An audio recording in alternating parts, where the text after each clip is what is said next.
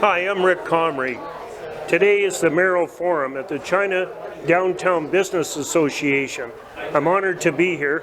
And I'd just like to say before we start, thank you to all the doctors, nurses, frontline workers, support staff, and emergency people that have kept us safe throughout the pandemic. It's a wonderful opportunity for us to meet other candidates and to enjoy the hospitality of the Chinatown Business Association, the Dynasty Restaurant, most importantly. Thanks again and have a great evening. Chinatowns across North America are struggling to survive. Edmonton Chinatown wants to survive, stay relevant, and revitalize. However, this is very difficult with our current situation. Past municipal policies have caused hardship and profound suffering in Chinatown. I would like to share with you our experience. For the better part of the last 3 years, Chinatown has had not one, not two, but 3 injection sites concentrated within a 6-block radius. The city ignored a 4,000 signature petition from Chinatown, as well as a protest at City Hall. Despite data that over 80% of overdoses occurred outside of Chinatown, the city unfairly forced these 3 sites. Fast forward 3 years, and the effect is extreme. We are under severe distress, and for the first time in 100 years, Chinatown has had to hire private security to patrol our streets. No community can withstand this kind of pressure. Social disorder arising from drugs is much more severe and unpredictable, particularly with methamphetamines. Overdoses are up and remain 80% outside of Chinatown. Seniors are afraid to come get their groceries, and they can't even sit at the bus stop. The moms are afraid to bring their children to Chinese school. Businesses are losing customers. One large development project planned for Chinatown was postponed indefinitely and the other abandoned. Businesses are leaving. On average, our businesses call security for help over 500 times per month. And we have lost many businesses due to COVID, but we have lost even more due to the extreme stress the business owners face on a daily basis. For individuals experiencing addiction, are they best served by having all the services concentrated in only one part of the city? We have the greatest empathy for those experiencing addiction and their families, but Chinatown has paid a heavy price. When sites such as these are forcefully implemented, the city should actively mitigate the effect on the community. The city has failed Chinatown. They left the businesses and the community to deal with the social disorder themselves. As many of you have seen on the drive into Chinatown tonight, you will have noticed the tents. This encampment is relatively small. Encampment policies have been detrimental to our community. In 2019, despite countless calls and emails, a very large homeless encampment was permitted for 5 months. And this encampment was a stranglehold on our community. And we observed predators prey on vulnerable people, assault, gang activity, overdoses, and there was even a rape. The encampment was very intimidating, and we lost that street for the duration. This year, park rangers have been charged with removal of encampments instead of the police, but the city has only 6 park rangers. So we have to wait and call and wait. It takes approximately 3 weeks for the city to respond, and by then, the encampment balloons. Since spring of this year, park rangers have attended 4 to 5 times, but unfortunately, as soon as encampments are removed, they reappear in several hours. The same people, the same tents. We have no reprieve. In February of this year, an encampment set Hope Mission on fire. In August, there was a drive-by shooting. Encampments are not safe for either the homeless or Chinatown. To add insult to injury of all this, the LRT has come down the middle of the main street of Heritage and Cultural Chinatown South. Municipal plans for the quarters make no mention of Chinatown. What we desire here in Chinatown is to be treated like Edmonton's other communities. Chinatown has a right to peaceful enjoyment.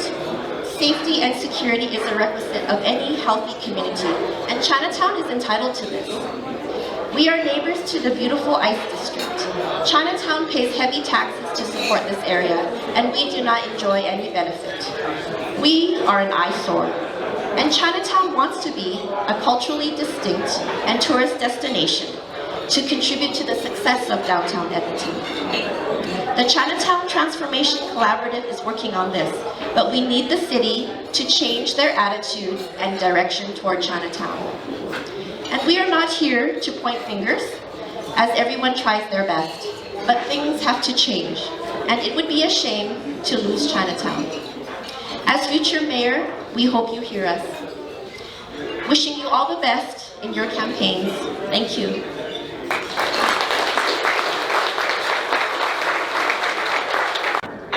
First of all, my name is Rick Comrie. I'm a local business owner. My family's journey began in Edmonton in the early 1900s in Old Strathcona. It's been a wonderful city, and if I could find a way to pay back, I would.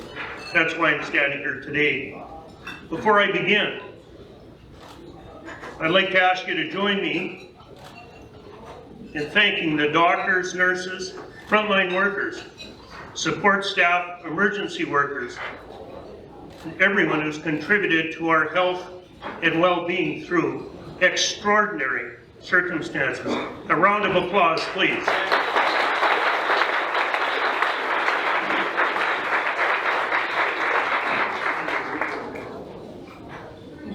I'd like to thank the Chinatown Business Association, Benevolent Association, Holy Ma, Bill Smith, and others for putting this function on. It's an important process in democracy. Democracy must prevail.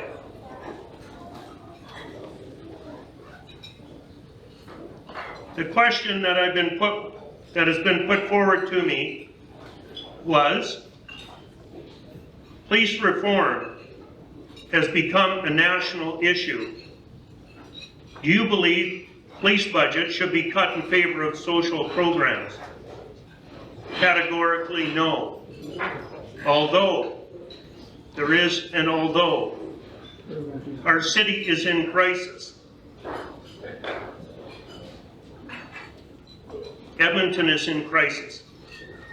And our social programs are in jeopardy.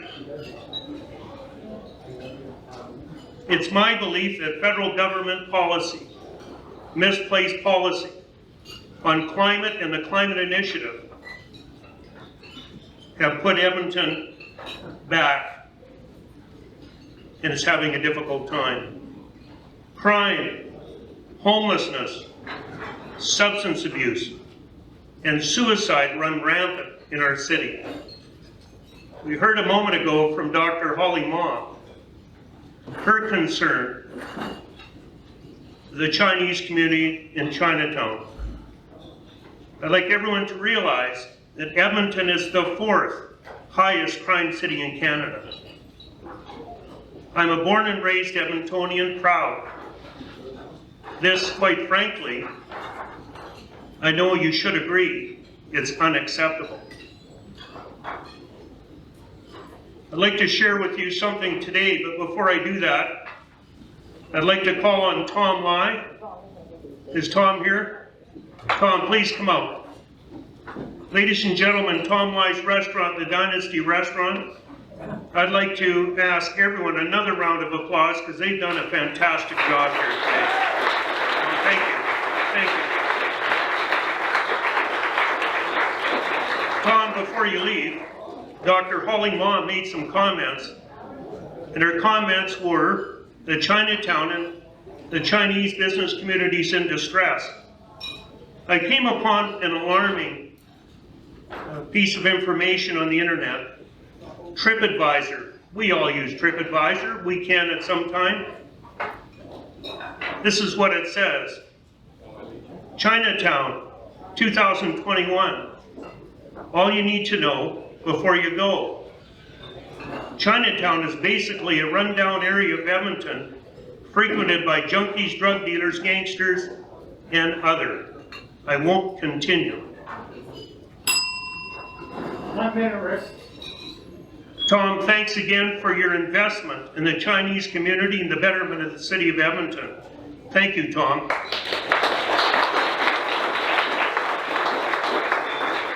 The Dynasty Restaurant in Chinatown is feeling the effect of abandonment. And the Mayor Don Iveson and current City Council have turned their backs. And worse than that, they prioritized a rapid transit system before the well-being of social wellness. It's unacceptable. I'm an opponent to the LRT, but I don't oppose rapid transit. The billions of dollars in expenditures has put us back, and our social wellness is at stake. As Don Iveson takes his final bows to the applause of his loyalists, we here today recognize the city is in peril. Thank you, Rick. Your time is up. Police reform has become a national issue. Question: do you believe police budgets should be cut in favor of social programs? Police budgeting should not be cut. Should not be cut. But Thank you. Second question. The City of Edmonton bureaucracy and management determines the direction and makes decisions regarding Chinatown. Question: how are you to affect change or influence the direction of these decisions if you were elected as mayor? my platform calls it a financial audit of the City of Edmonton to expose the expenditures that the city has. It's your money, it's your city, and it's your debt. And that would lead to change. Thank you very much. And the third question, Rick. Injection sites have caused the social disorder in Chinatown to escalate crime seriously and violently. Question: how would you assist as mayor to remove these injection sites out of Chinatown? Being a business owner, meeting challenge on an hourly basis today rather than a daily basis, the City of Edmonton needs to step up.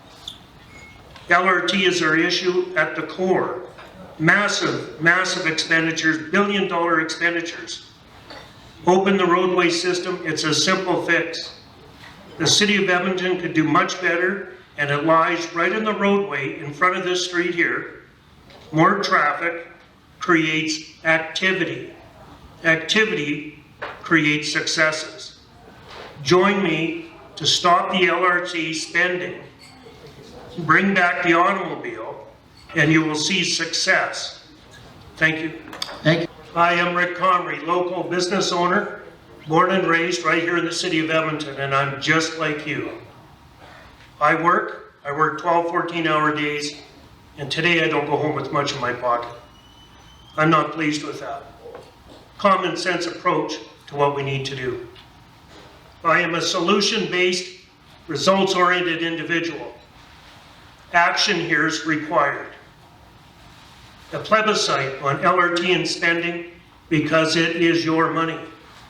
I'm not opposed to rapid transit, but through economic hardship and misplaced federal policy, it's ridiculous and it's unnecessary. Second, I'm calling on an independent financial audit. If I was to be your mayor, you would know where we are financially.